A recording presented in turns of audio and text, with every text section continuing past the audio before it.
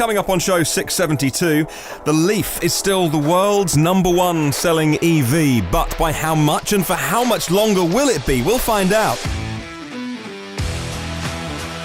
Plus, we're talking about the Fiat 500 EV. SPIED, a Twitter user, gets a Model Y tour from an employee. Tesla in China is flexing their muscles. And why parking your ICE car, not yours, but an ICE car, in an EV charging bay could soon be illegal somewhere.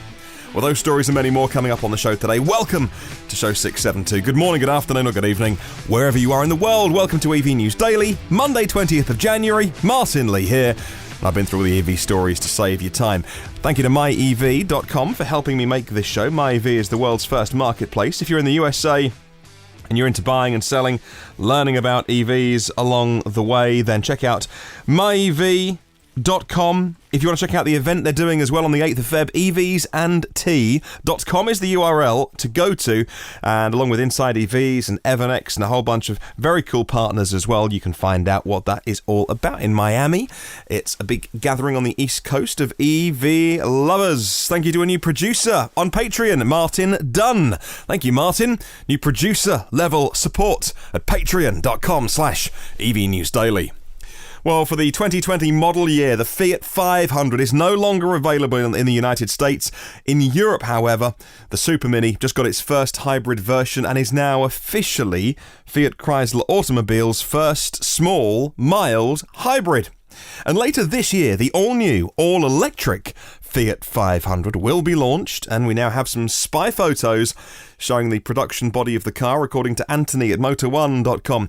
Now, a very, very early prototype of the EV, featuring false body panels, has been seen driving around and captured by the spy photographers. The overall shape and size, you know, it's not going to be much different to what you know the Fiat 500 to be. The heavy concealment also covers the taillights and headlights, so they could well be the final production units, but we don't get to see them. But what we can infer from that is there are some production bits on the car. In other words, not going to be too long before we see the rest of it. Underneath the skin, the next-gen Fiat 500 is a completely new car. May look the same on the outside, or at least have lots of family tree running through it. However, underneath, completely new. Whole new architecture. The first to arrive is going to be the zero-emission version with a whole new upgraded powertrain as well. Then there's going to be some conventional, stinky combustion versions on that platform. According to the latest gossip, Fiat is going to reveal the all-new electric 500 at the 2020 Motor Show at Geneva. That's going to be in March. Now, given the early stage of development, as evidenced by this prototype, I'd be surprised if it gets pushed back a little bit. However, could well be in March that we see the new all-electric Fiat 500. My very first car that I bought myself, the first couple of cars were kind of mums that were sort of hand-me-down / co-insured. The first one I ever bought myself was a P-Reg. 97P, I think it was, 96, I don't know when it was. It was a little black Fiat Cinquecento. And you know what? Your first car that you buy yourself with your own money, that you get your first job and you save up, will always hold a certain place in your heart, won't it? And so, I have a very soft spot for an all-electric Fiat 500 that's not just a compliance car, which it was in the US. The late leader of the company, Sergio Marchionne, was very typically Italian about it, very open, and said, look, we have to make compliance cars for California. Don't want to make them, cost me money to make them, we lose money on every one we sell, so please do not buy one, was what he said once. This one, though, they'll want you to buy it. Okay, let's talk about the Nissan LEAF. Recently reached cumulative sales of 450,000 since they first went on sale in December 2010.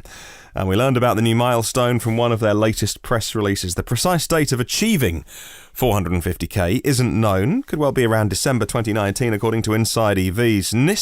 Nissan, in the press release here, have called the LEAF the world's most popular EV.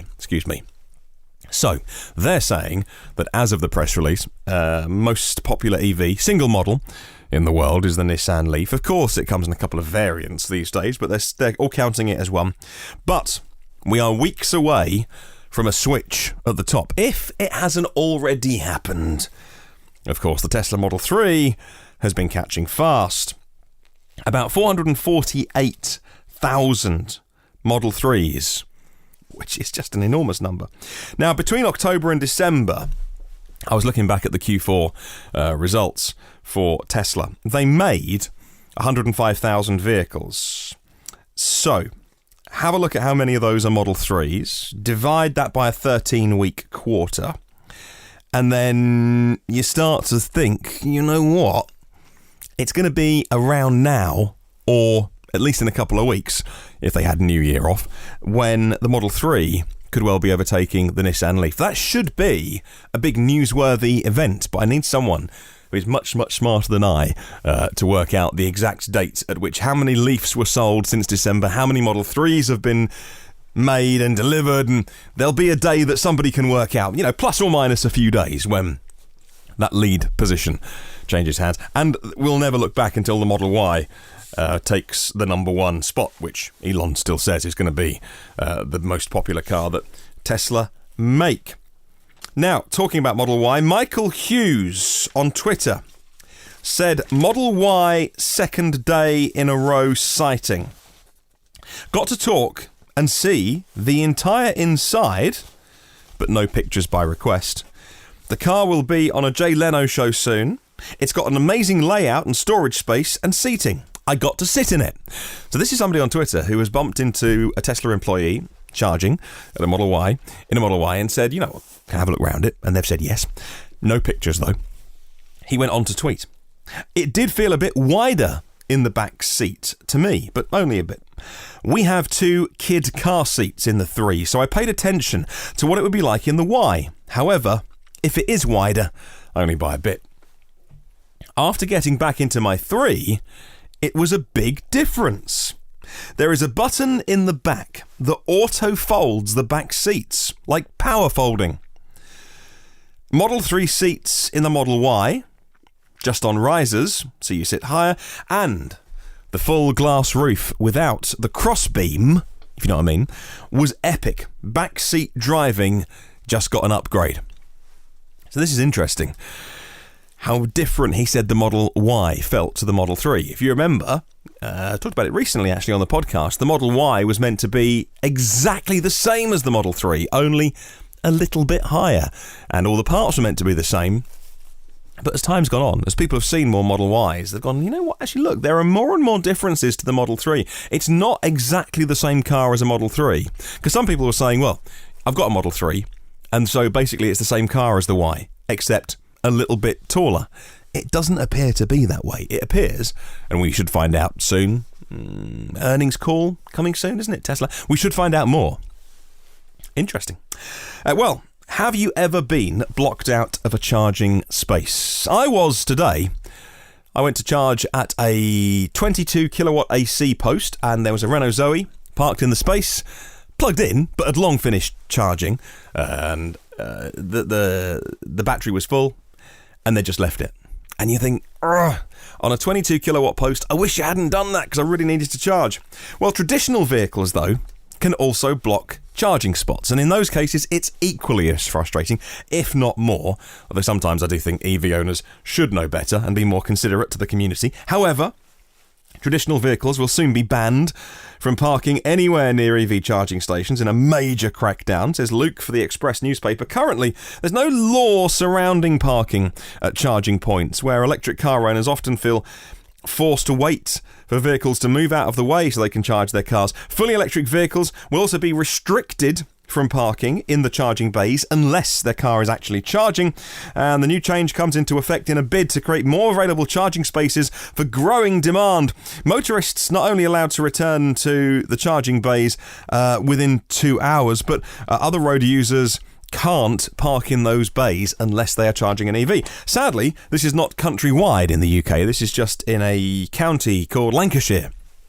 But still good. Still really, really good.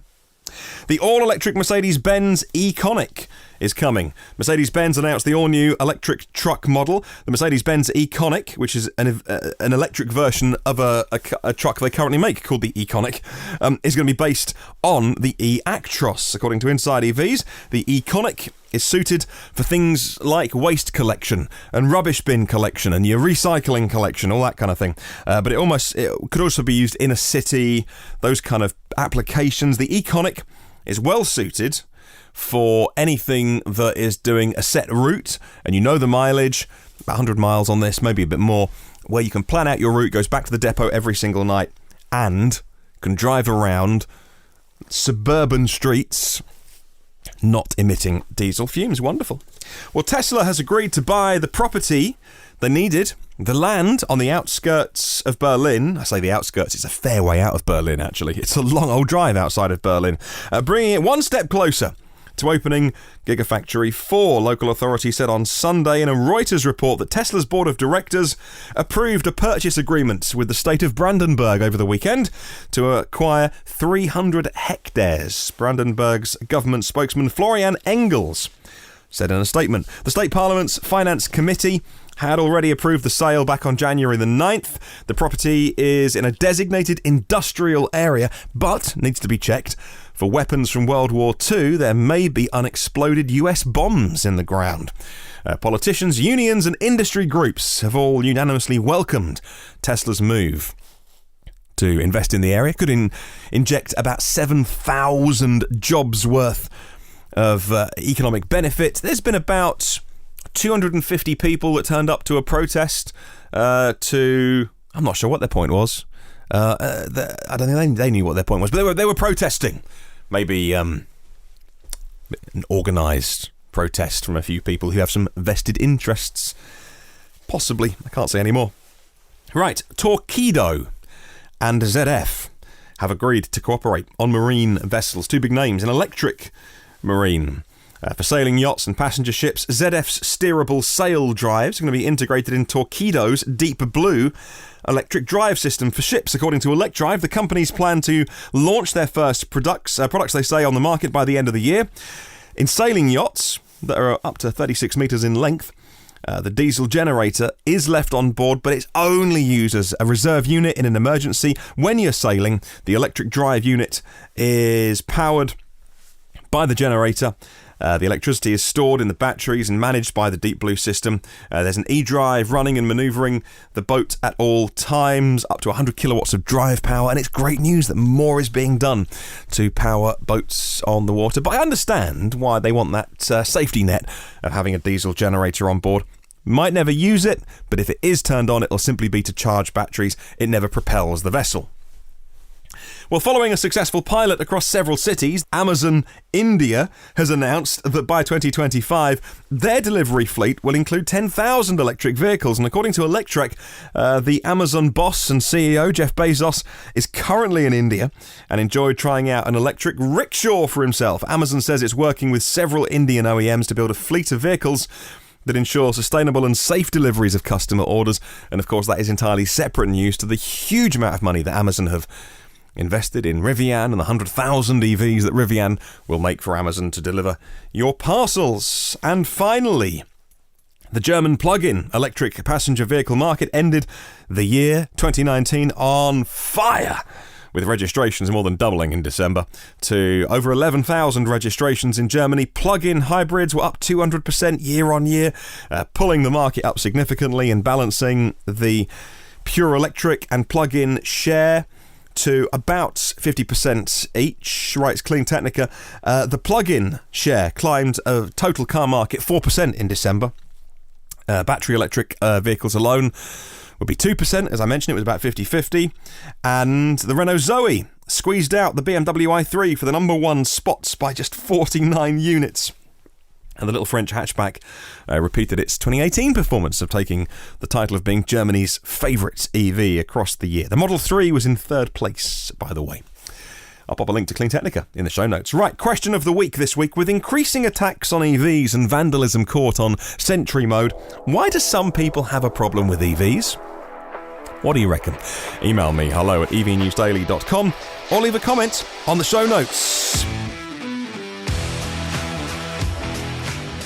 Thank you to 228 patrons of the podcast. Your generosity means I get to do this every day, and you get to listen to your highlights of EV news. If you want to check out what it's all about, patreon.com/EV News Daily. It's Patreon. But look, no pressure. I'll make the show whatever. You absolutely don't have to do it. There are 671 previous shows in the archive, and you can check out my blog, evnewsdaily.com. Have a wonderful day. I'll catch you soon, and remember, there is no such thing as a self-charging hybrid.